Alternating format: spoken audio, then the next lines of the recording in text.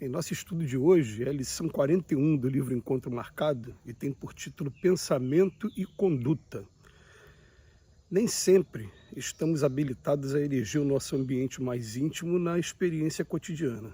Às vezes somos constrangidos a suportar certos quadros de luta ou partilhar o convívio de pessoas que não se nos afinam com a maneira de ser em razão dos compromissos que trazemos de existências passadas. Entretanto, em qualquer situação, somos livres para escolher os nossos pensamentos. Cada inteligência emite as ideias que lhe são peculiares, a se definirem por ondas de energia viva e plasticizantes, que mais se arroja de si essas forças, igualmente as recebe, pelo que influencia e é influenciada. Ainda mesmo por instantes, toda criatura, ao exteriorizar-se, seja imaginando, falando ou agindo em movimentação positiva, é um emissor atuante na vida e sempre que se interioriza meditando, observando ou obedecendo de modo passivo, é um receptor em funcionamento. Aqueles que se desenvolveram mentalmente, atingindo a esfera das criações sugestivas, assumem o papel de orientadores, adquirindo responsabilidades mais vastas pela facilidade com que articulam um programa de rumo para os outros. Cada qual expõe o que pensa pelo esforço que realiza. O cientista pela obra que se consagra, o professor pelo que ensina, o escritor pelo que escreve, o comentarista pelo que fala, o artista pelo trabalho em que se revela. Analisemos assim aquilo que nomeamos como sendo nosso estado de espírito. Tensão, dúvida, angústia, irritação, otimismo, coragem, confiança ou alegria são frutos de nossa preferência no mercado gratuito das ideias, uma vez que o fio invisível de nossas ligações com o bem ou com o mal parte essencialmente de nós. Convençamos-nos de que a nossa mente possui muita coisa de comum com um aparelho radiofônico, emissões construtivas ou deprimentes, significando a carga sutil de sugestões boas ou mais que aceitamos de companheiros encarnados ou desencarnados, alcançam-nos incessantemente e podem alterar-nos o modo de ser, mas não podemos olvidar que a nossa vontade é o sintonizador. É sempre muito bom a gente ter acesso a lições como essa, porque os espíritos falam para a gente o tempo todo que a principal forma de comunicação, quando a gente não estiver mais nesse plano físico, ela é através do pensamento. E ela é através do pensamento o tempo todo. Só que aqui, enquanto a gente está aqui em carne e osso, como a gente fala, encarnado, vocês agora estão me vendo, estão vendo a articulação da minha boca, estão ouvindo o som da minha voz e estão entendendo o que eu estou falando. É uma coisa. Quando é espiritual, o espírito pode estar aqui do meu lado, eu não estou vendo, ele está se comunicando comigo através do meu pensamento. Então ele está enviando pensamentos para mim e, é claro, em um mundo como o nosso, em que o mal ainda sobressai sobre o bem, a gente vai estar recebendo um influxo constante, o tempo todo de pensamentos, a cada hora, a cada dia, o tempo todo sendo influenciado. E aí o que acontece? Essa coisa do pensamento, ela pode partir de mim, como pode estar vindo de outras pessoas. Tem uma perguntinha no Livro dos Espíritos que sempre deixa a gente com a pulga atrás da orelha, né? Influenciam os espíritos em nosso pensamento? A resposta que eles dão é muito mais do que vocês imaginam. De ordinário, são eles que vos dirigem. Como assim? É porque a gente está recebendo o tempo todo esses pensamentos, e a gente não está vendo, a gente está achando que a ideia é nossa. Só que esses pensamentos, eles podem ser edificantes, eles podem ser deprimentes, eles podem ser destrutivos, eles podem ser pensamentos de várias maneiras. Aí tem uma outra pergunta que sempre deixa a gente também, né, interessado, né? Então, como é que eu faço para saber quando o pensamento é meu ou quando vem dos outros? Aí a resposta que os espíritos dão é assim: normalmente o primeiro impulso, normalmente, de regra, é o meu. Pode ter exceção, mas normalmente é o meu. E logo depois, é como se fosse uma voz que está falando aqui na nossa mente e que está sendo tão sutil que a gente não está se dando conta, a gente não está percebendo que esse intercâmbio está acontecendo. Mas a gente está o tempo todo aqui no campo das ideias, para depois do campo das ideias a gente está materializando em palavras, em atos, o que a gente pensou. A gente percebe que aqui no mundo, nosso mundo, né, tudo começa do campo do pensamento. Quem está desencarnado não vai ter essas mãos e não vai conseguir pegar na matéria dessa maneira aqui, não vai conseguir.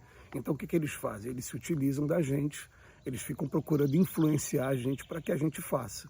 E essa influência pode ser tanto perniciosa como uma influência boa, como diz o Emmanuel aqui o tempo todo. Então, nem sempre estamos habilitados a eleger o nosso ambiente mais íntimo na experiência cotidiana. Às vezes a gente vai se deixando levar mesmo.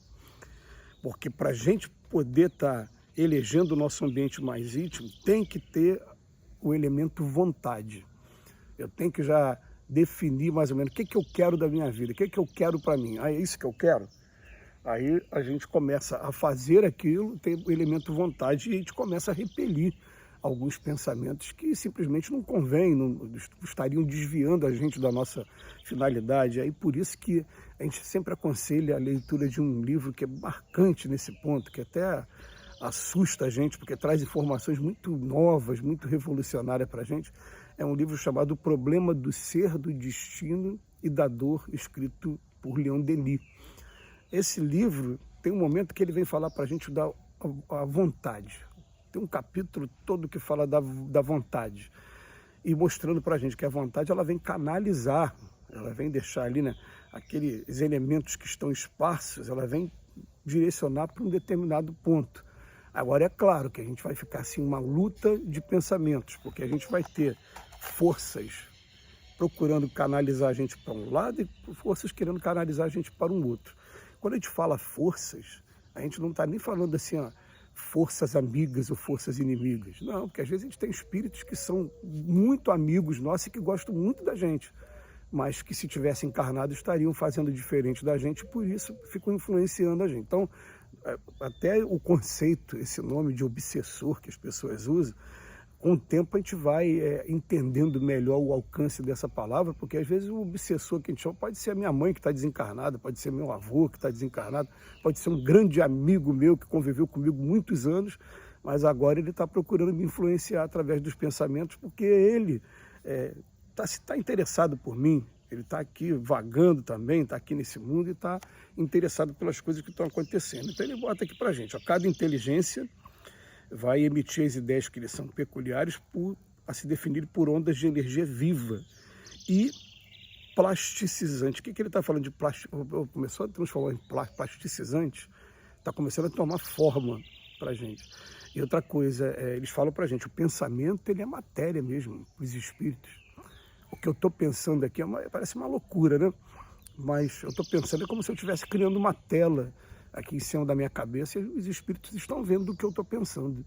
Estão vendo o quadro que eu estou criando.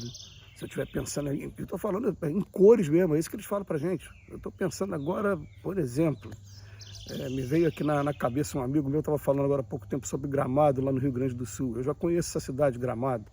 Então, eu pelo meu pensamento, eu consigo criar aqui, ó, com cores, a estrada chegando lá na cidade, aquela cidade sempre muito bonita, que já foi reconstruída depois dos desastres que tiveram no ano passado, por conta da chuva e da enchente.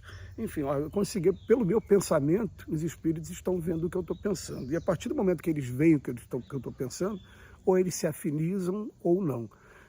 Se a gente estiver pensando coisas ruins, eles vão vir aqui de repente até para trazer outras ideias para a gente. Estou pensando em me vingar, mas só tem uma maneira de me vingar. Ele vem dar outras alternativas.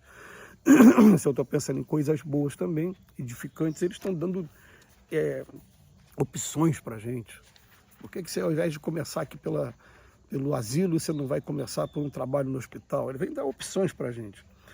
E é interessante que o Emmanuel, aqui no final da lição, ele fala para a gente, convençamos-nos de que a nossa mente possui muito de comum com o aparelho radiofônico. Porque o aparelho radiofônico, né, ainda não tinha essas ondas sutis que a gente tem hoje da internet, que é capaz de transmitir um vídeo através de um aparelho de celular. O aparelho radiofônico, a gente lembra das ondas AM, ondas maiores, e ondas FM, ondas mais sutis. A gente lembra que as ondas mais sutis, menorzinhas, elas conseguem ter uma qualidade maior do que aquela grosseira. Então, você relembra que a qualidade do áudio, quando a gente ouvia ouve a rádio AM, ela não tem a mesma qualidade da rádio FM para ouvir músicas, né? E assim, quanto mais a onda vai ficando sutil, mais qualidade ela vai tendo. E a gente escolhe agora se a gente vai querer ficar com as vibrações mais grosseiras ou as mais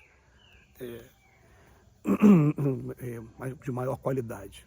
Que Jesus nos abençoe hoje e sempre.